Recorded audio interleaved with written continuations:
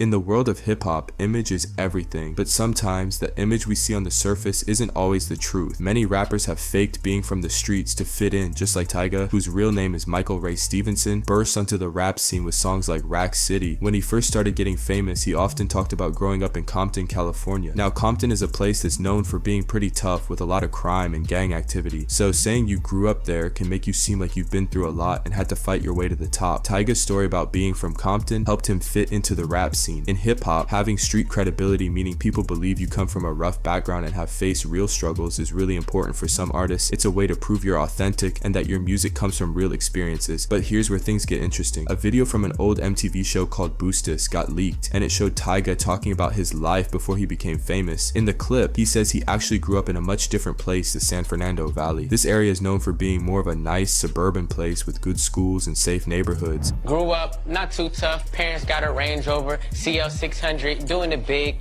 not too much hard, but I'm still street. It's definitely not the tough street environment that Compton is known for. This was a big deal because it seemed like Tyga had been exaggerating or even making up parts of his background to seem more street than he really was. People started questioning if he was being real with his fans. Once this information came out, Tyga got a lot of backlash. Some fans felt betrayed because they thought he was pretending to be something he wasn't. Others were upset because they felt like he was using a fake story to sell records and get more popular in the rap world. Tyga tried to explain himself by saying that he had spent time in Compton and had family there, but for many people the damage was already done. The revelation that he wasn't from Compton like he claimed made some fans and critics see him as less authentic. However, Rick Ross hid everything from the public. Rick Ross, whose real name is William Leonard Robert, made a name for himself in the rap world by rapping about the tough life of a narcotic kingpin. He talked about moving large amounts of product, making tons of money, and living a dangerous life. His music and image made him seem like he really lived that life, which made him very popular, especially with fans who liked hearing stories about street life and the struggles that come with it. But here's where things take a twist. In 2008, a website called The Hot Firearm published some documents that showed Rick Ross used to work as a corrections officer in Florida in the mid-1990s. This was a big surprise because corrections officers work in jails and prisons, and they're responsible for watching over inmates, including people who are in prison for drug crimes.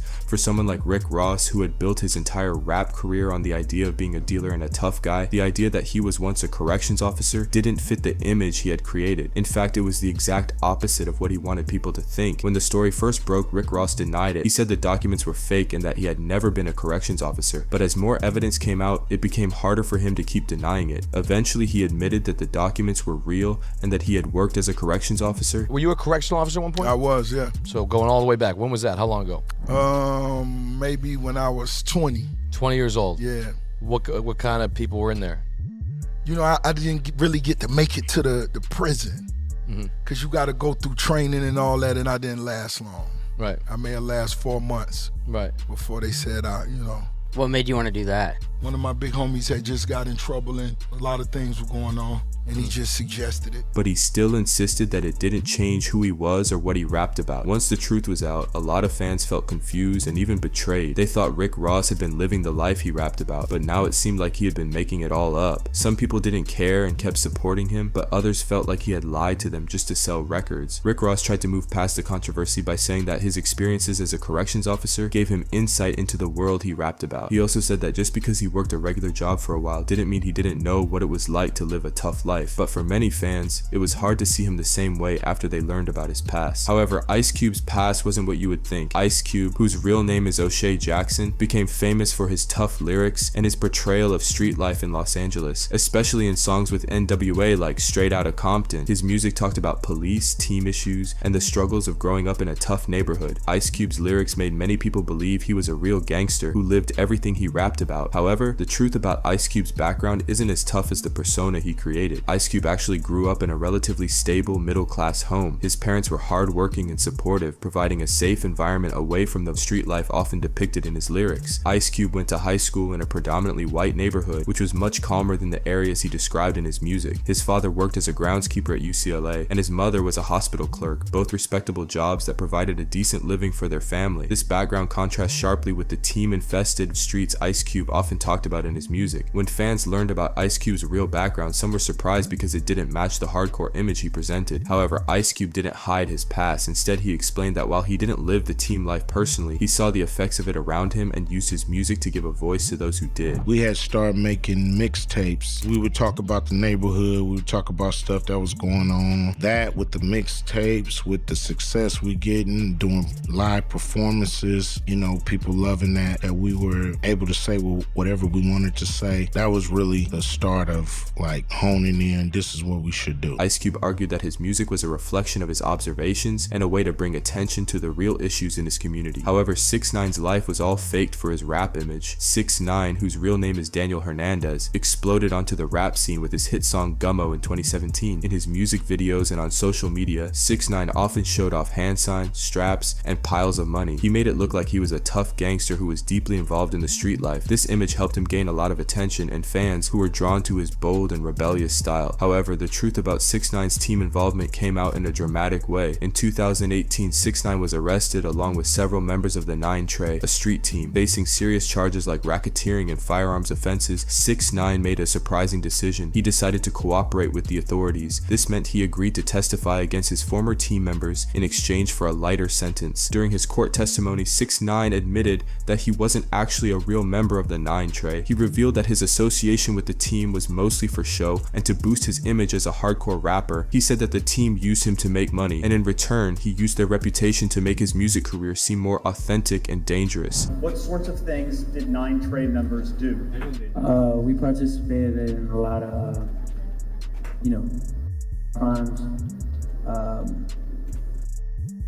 sorts of that nature. Mr. Hernandez, do you recognize anyone in the courtroom who was a member of 9 Trey when you were a member? Yes.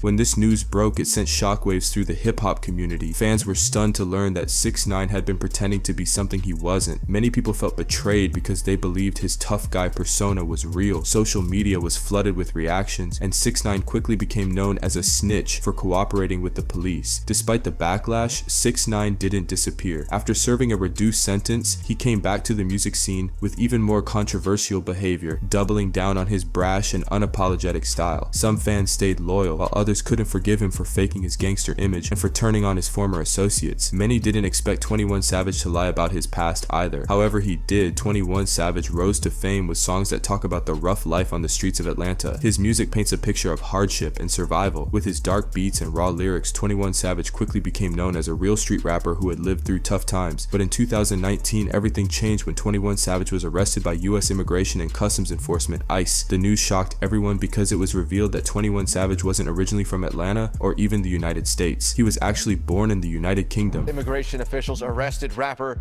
21 Savage in Atlanta this morning. Officials say the British citizen entered the U.S. illegally in 2005, but did not leave the U.S. when his visa expired in 2006. Deportation proceedings are underway. This was a huge surprise to fans who always thought of him as an Atlanta native. Here's what really happened. 21 Savage was born in London and moved to Atlanta with his mother when he was just 7 years old. They moved to the US on a visa, but it expired in 2006, making their stay in America illegal. Despite this, 21 Savage grew up in Atlanta and started his rap career there, which is why everyone thought he was from Atlanta. When ICE arrested 21 Savage, they said he was living in the US illegally and needed to be deported back to the UK. This arrest made headlines and sparked a lot of discussions about immigration policies and how they affect people. Fans were worried about what would happen to 21 Savage in his career. While he was in custody, his legal team worked hard to get him released, and many people in the hip-hop community showed their support. After spending about 10 days in detention, 21 Savage was released on bond. He spoke publicly about his situation, saying that he didn't know about his visa status and that he had grown up feeling like an American. This revelation about his background didn't ruin 21 Savage's career. In fact, many fans admired him even more for being open about his struggles and his immigration issues.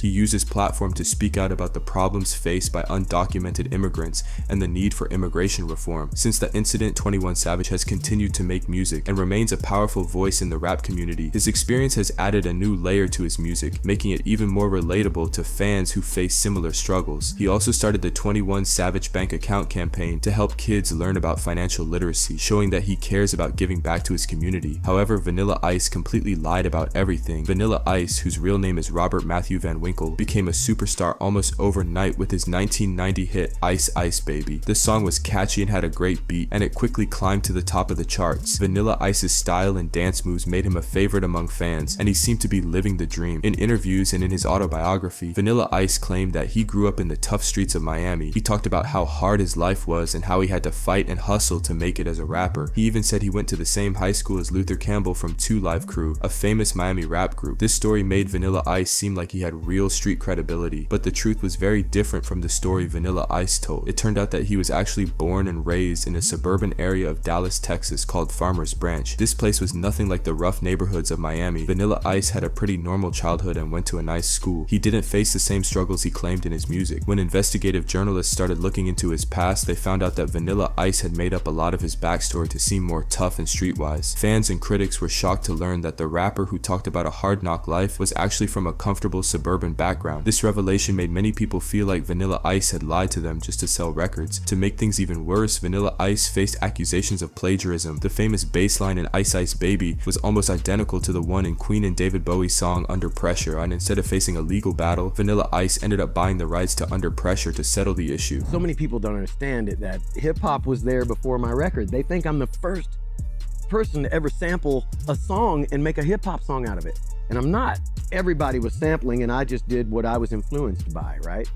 So sampling was part of hip hop, and it still is. I mean, Puff Daddy did it even after, they still do it. Even after the lawsuits, they're still doing it. Yeah, and you gave them the credit for the song, but then I guess at one point you realized it was easier just to buy the song. So you have a piece of Under Pressure that you own. Oh, absolutely. So do you own the whole song? Yeah, it was better to actually buy the publishing. But the damage to his reputation was already done. When fans found out the truth, many of them felt betrayed. They thought Vanilla Ice was authentic, but now it seemed like he was just pretending to be something he wasn't. His credibility took a huge hit, and people started to see him as a fraud. Despite trying to explain himself and saying that the details in his autobiography were added without his approval, it was hard for fans to trust him again. Vanilla Ice's career never fully recovered from these controversies. While he tried to reinvent himself and continued to make music, the shadow of his fabricated past followed him. He became known more for being inauthentic and corny than for his musical talents. However, one rapper that caught the attention of social media is Lil Baby. It's been rumored that Atlanta rapper isn't actually from the 4PF street team and has been false flagging. Subscribe for more rapper related videos and leave a like if you made it this far.